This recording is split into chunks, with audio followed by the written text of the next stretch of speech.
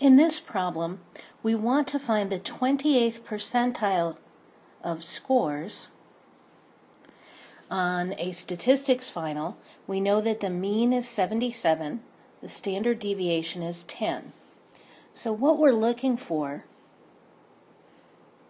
so we have our normal distribution here, the mean is 77, and the standard deviation is 10.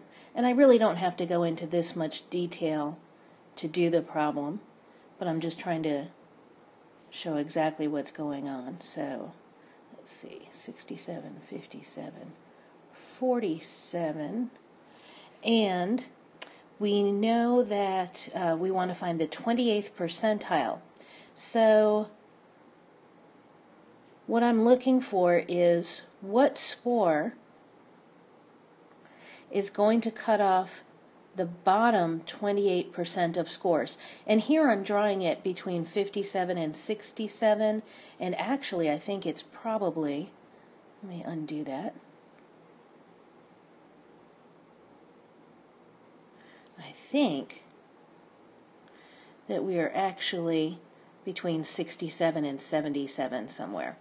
So this is why you don't necessarily draw the whole thing right at one time, because I'm not quite sure in terms of the values on the axis exactly where we're going to fall. But by the empirical rule, we have more than, I think it's 13% in the tail, so so we fall between 67 and 77. So don't worry too much about that. Okay, so how do we find this? What I need to do is I need to use the inverse norm function in the calculator. And I can get to this by pressing second and vars, just like you did for the binomial distribution. And we tell the calculator what percentage falls to the left, which is 28%, comma, what is the mean, and what is the standard deviation.